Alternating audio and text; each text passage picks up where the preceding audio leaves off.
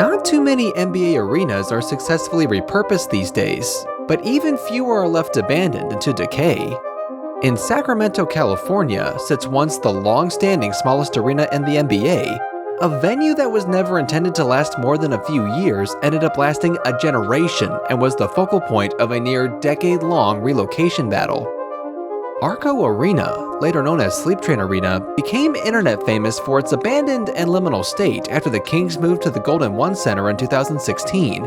An eerily quiet interior and mysterious tunnel coupled with the barren parking lot and half-started baseball stadium left in ruin led the internet down a rabbit hole where there were more questions than answers. In this video, we'll cover how the arena came to be, the story behind how it and the never-finished baseball stadium became abandoned, and what ultimately is the future of the property.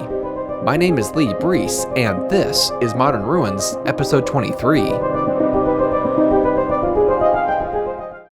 This episode of Modern Ruins is brought to you by DraftKings Sportsbook. With the postseason now well underway, get ready to elevate your game with DraftKings Sportsbook. Dive into the heart-pounding action like never before, whether you're a seasoned fantasy pro or a newcomer looking to experience a whole new thrill. Experience this postseason on a whole new level right from the palm of your hand. All new customers who bet only $5 on anything will get $200 in bonus bets instantly. That's right, bet $5 on anything and get $200 in bonus bets instantly. Download the DraftKings Sportsbook app today and use my promo code LaBreezeTV to lock in this offer. If sports betting is not yet available in your state, don't worry, you can still join in on all the fun with DraftKings Daily Fantasy and have the shot to win cash prizes. Again, get $200 in bonus bets instantly by downloading the DraftKings Sportsbook app and use my promo code LABREECETV. Only at DraftKings Sportsbook. The crown is yours. Most of the venues we cover exist because of the teams that inhabited them, and so a significant part of their history is the team's history itself. To my surprise, the Kings have one of the longest stories of any team in the league, and so for the sake of sanity and time, we'll keep it brief. The franchise originally began in Rochester, New York as the Rochester Royals in 1945 as part of the National Basketball League that predated the NBA. It's not clear whether this team was created from scratch or if it was a morphing of a team that existed prior to World War II in the Rochester Seagrams, but this was the first team in Rochester that was part of the league that would eventually lead to the modern NBA. In the National Basketball Association's second year of existence, the Royals would win it all in the 1951 NBA championship, but Rochester proved to not be a profitable market for the team, and so they relocated to Cincinnati in the hopes of becoming an economically viable franchise. It was here that Hall of Fame players Oscar Robertson and Jerry Lucas would play for the Royals, but once again, team owners were not satisfied with the financial standing of the team in Cincinnati. In 1972, the franchise moved to Kansas City. Initially due to a lack of an appropriate venue, they alternated home games between Kansas City and Omaha, Nebraska, and changed their moniker to not be confused with Kansas City's baseball team. So they became known as the Kansas City Omaha Kings until 1975, when they exclusively played games in Missouri. The Kings didn't have the greatest luck in Kansas City either, with key players being lured away just when it seemed like the team had things going for them, and a storm destroying significant portions of their arena, forcing them to play an entire season at an inferior venue. The team had also arrived not long after the city had been dragged through the mud by dubious athletics owner Charlie O, who abandoned Missouri and would have been quite a dramatic decade for sports in Kansas City. On top of that, the seemingly foreign Kings could never grow an organic following quite like what the Kansas Jayhawks and Missouri Tigers had. And so once again, after a third city in as many decades, the franchise was sold to an ownership group based in Sacramento, California. The six-man group was led by real estate developers Joseph Benvenuti and Greg Lukenbill, who paid what today would be a jaw-dropping $10.5 million, the sale being completed on June 8, 1983. After being sold, the Kings still had 2 years left on their lease at Kemper Arena in Kansas City, with an optional 5-year extension. Their new owners, who bought the team with the full intention of relocating them to Sacramento, did not want to wait 7 years to do so, but Sac didn't have a fitting venue for the team to move to even on a temporary basis, and so the ownership group scrapped together $12 million to build a warehouse on the outskirts of Sacramento into a suitable NBA venue for the Kings to move to in 1985 while a proper arena was constructed. At a little over 10,000 seats and 82,000 square feet, the entire arena could sit on the floor of Madison Square Garden and was the smallest in the NBA. Quite ironically, it became the first arena in the league to have its naming rights sold to a private corporation. Atlantic Richfield Company, known as Arco, purchased naming rights in a 10-year deal for $5 million, which was packaged with the naming rights for the Kings' new arena that was under construction. Their first season on the West Coast ended in a Western Conference playoff berth in a matchup with the Houston Rockets. This was back when the first round of the NBA playoffs was a best-of-3 series, so the original Arco Arena only ever hosted one playoff game. But it is almost impossible for me to imagine Hall of Famers like Hakeem Olajuwon and Ralph Sampson playing an NBA playoff game in a warehouse. That's crazy. While all of this was going on, Kings owners quickly, albeit slower than they worked on scrapping together the warehouse arena, had been working on a permanent home for the franchise. About 2 miles west, the new Arco Arena 2 was under construction.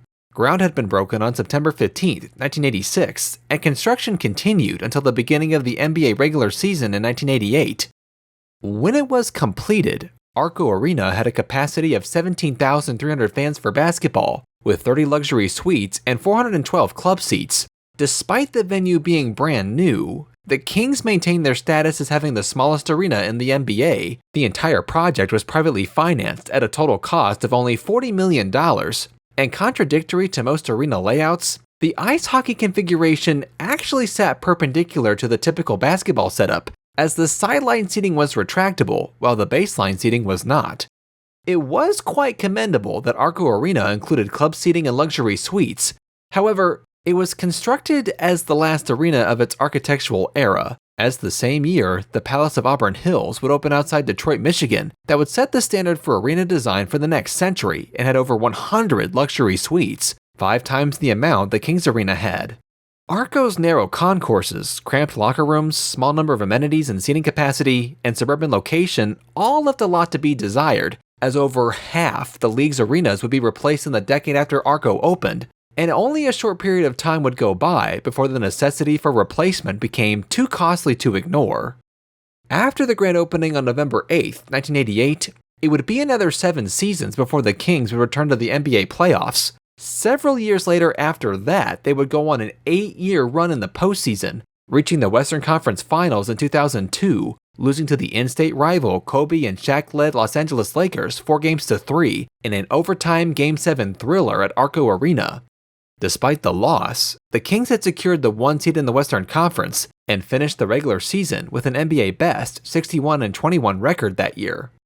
Before the Kings shot to success, one member of the team's ownership group had sought to continue his prowess for real estate development and love for Sacramento by taking the city's notoriety in the sports world up a level. Greg Lukenbill began drawing up plans for a multi-purpose baseball and football stadium called Arco Park that would be on the same site while Arco Arena was under construction. Ground was broken shortly after the arena was completed, and Lukenbill and city officials embarked on ending the precedent of Sacramento being used as a line in negotiating tactics that other California sports owners used with their municipalities. Their first target was Al Davis and the Los Angeles Raiders, who were looking to move out of the flawed Los Angeles sports market. Negotiations with the shifty owner lasted over a year. Mock-ups of a Raider-adorned Sacramento football stadium, t-shirts, posters, and other memorabilia were created, while officials held a watch party for a Raiders game at Arco Arena that featured tailgating and ended up being sold out. Aside from that, in August 1987, the March on Baseball took place, where local groups organized a trip to attend an Oakland Athletics game at the Coliseum, in what ended up being the largest group ticket sale in baseball history, as 22,000 Sacramento residents took over Oakland for the afternoon's baseball game. Despite their efforts, Al Davis never really considered Sacramento a viable location to move his franchise, instead, once again, using threats of relocation to extract more out of Oakland and Los Angeles, ultimately choosing to move back to Oakland after officials agreed to update the Coliseum, the renovations also convincing the Athletics to stay. Without a potential suitor, Lukenbill could no longer justify the cost of construction on the new stadium, and so, after spending an alleged $16 million on the venue and relocation efforts, the project was abandoned. The foundation of the main structure still stands as of spring 2024. While remains of Arco Park became an eyesore and unusable, a tunnel had been dug between the two sports venues. After the project was discontinued, the space was used for storage but also as a warm-up space for performers on traveling shows. The cavity colloquially became known as the Clown Cave, as acts from Barnum and Bailey Circus were known to take great advantage of the tunnel when they were in town, and had been the venue's opening act in 1988. In addition to the circus, Arco Arena would host all kinds of events, from ice shows, monster truck rallies, rodeos, concerts, countless high school and college commencements, more than a dozen California State basketball championships, the NCAA tournament, Billy Graham, and wrestling, which included multiple MMA and UFC events, in addition to the WWE's 1993 Royal Rumble, Judgment Day 2001, and the Bash in 2009 events. Arco would also complete a Guinness World Record when Kings fans set the loudest roar ever recorded inside a sports arena at 126 decibels in 2013. As we mentioned earlier, Arco Arena's future ended before construction got off the ground, and the venue was never expected to have a long lifespan. However, after giving up on the multi-purpose stadium, Lucanville and Benvenuti decided to move on from the Kings altogether, selling the franchise and their arena property for an undisclosed amount to the Las Vegas-based Maloof family, who had made their fortune by owning the distribution rights for Coors Brewing and owned some lesser-known Las Vegas resorts, on top of some even more minuscule business ventures. While being wealthy compared to the common man, they were not wealthy by any means compared to other NBA owners who were entering the league, and they had no prior experience running a sports franchise. After finding great success in the early 2000s, the team quickly collapsed further into the Maloof's ownership, bottoming at a record of 17-65 in 2008 and 2009, and finishing with bottom 5 league attendance. On top of their team's woes, the Maloofs were allegedly struggling financially after sustaining significant losses that may or may not have been related to the global financial crisis and Great Recession. Many suggested that the family had become reliant on the team for cash for their livelihood and to support their other businesses, but due to the lackluster arena, the Kings' revenue was still substantially lower than expected, citing that most of an NBA arena's revenue comes from luxury suites, which Arco Arena did not have very many of. The family then sought out other markets who would provide lavish subsidies and tax breaks if the team relocated. Most notably, the Maloofs had made significant progress with the city of Anaheim, where they likely would have moved in with the Walt Disney Company's Ducks of the NHL at the Honda Center. Once local officials found out about the Maloofs' intentions, billionaire Ron Burkle, who had founded his own private equity firm and is most well known today for helping bring the Pittsburgh Penguins out of bankruptcy, came forward and announced with the mayor of Sacramento that he intended to buy the team to prevent relocation, and said local businesses had committed $10 million to his effort. Citing a strong showing by locals, the Maloofs were more or less forced to try to work things out with Sacramento officials. The negotiations resulted in a $387 million arena that would be constructed in the rail yards in downtown Sacramento. The city would pay $250 million in cash for its construction, and AEG would pitch in $60 million up front for its management deal, with the Maloofs committing $75 million plus funds from the sale of the Kings' current arena, which at this point had gone through 2 name changes, being known as the Power Balance Pavilion from 2011 to 2012, and finally Sleep Train Arena in 2012 and thereafter. With the community incredibly excited about this proposal, the city council approved the plan on March 7, 2012. However, 1 month later, the Maloofs stated that they no longer wanted a new venue and instead wanted to renovate Sleep Train Arena in what came off as stalling. Local business leaders then wrote a letter to the NBA commissioner David Stern demanding he force the Maloofs to sell the team. At this point, Stern said that the Maloofs could borrow their $75 million portion entirely on the NBA's credit line, which the family also rejected. About 8 months later, it was reported that the Maloofs were having conversations with hedge fund manager Chris Hansen, Microsoft CEO Steve Ballmer, and members of the Nordstrom family about selling the team for relocation to Seattle and reincarnation as the city's Supersonic franchise. Hansen already purchasing land for a new arena downtown. On January 21, 2013, it was announced that a deal had been reached at a record $525 million valuation and was pending the NBA Board of Governors for approval, and the sentiment was that it was too late for Sacramento to place a counteroffer. However, Sacramento's mayor Kevin Johnson placed a counteroffer anyway, laying out the details in a televised public address. Ron Burkle and 24-Hour Fitness founder Mark Mastrov would purchase the team and provide funds for a new arena, with current Kings minority owner John Kariortis exercising his right to first refusal to block the sale to the Seattle ownership group.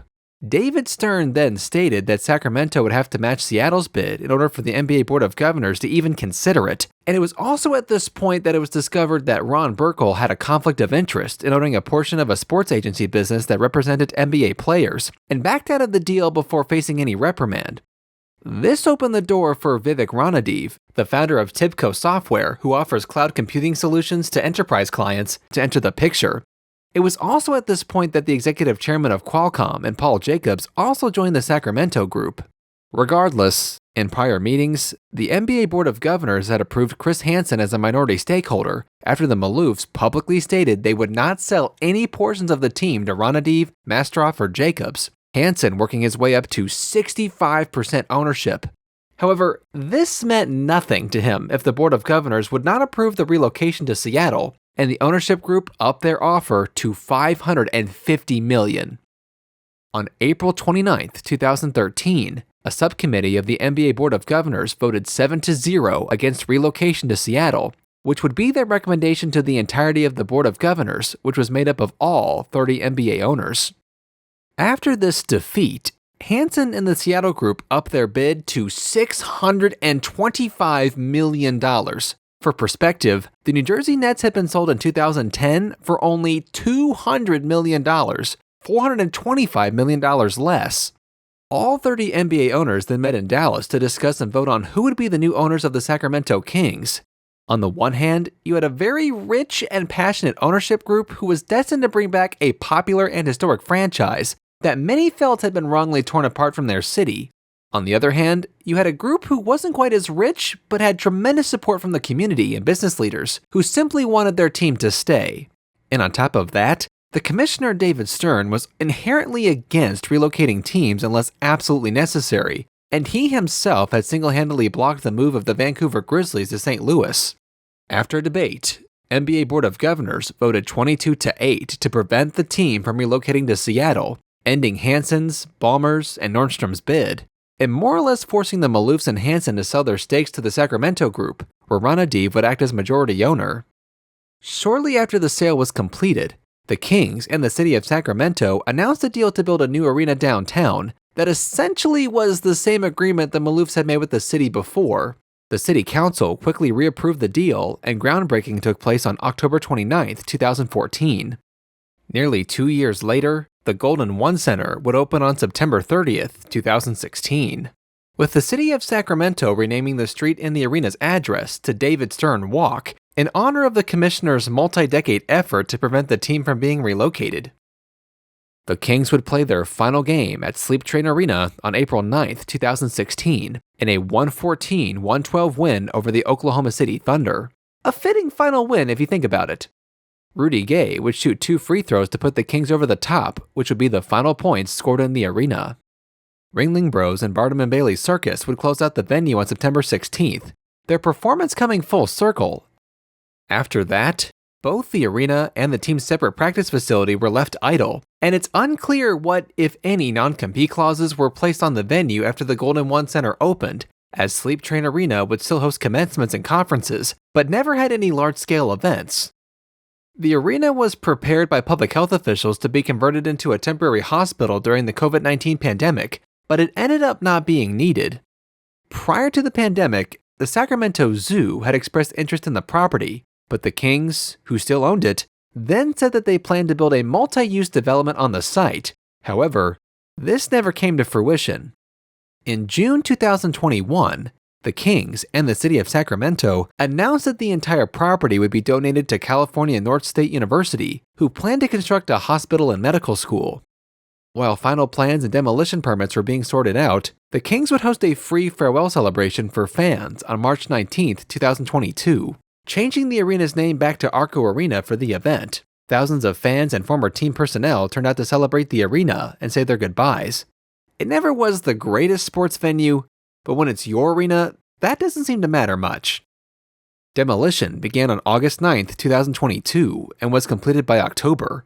It's not clear why, but the Kings' former practice facility was left standing, in addition to the ruins of the incomplete baseball stadium. As of spring 2024, it's not totally understood what the current status of the project is, other than no construction on the site taking place. The most recent update I could find is from July 2023, where permits were filed for the initial phase of construction, which was a 13-story hospital. However, a site plan, renderings, and more details were released. The site plan showed that North State planned to use the entire 103-acre property to construct 17 separate buildings, with courtyards and green space. The project will house the school's pharmacy, medicine, psychology, graduate studies, and health sciences programs, and include dormitories and other facilities. There was no timeline provided as to when the university plans to have the entire project completed or when groundbreaking for the hospital would take place. But knowing California, it could be years before the permits are approved and the state allows shovels in the ground. As of now, the team's practice facility is still standing, the property isn't blocked off, and the parking lot is occasionally used for flea markets and antique shows.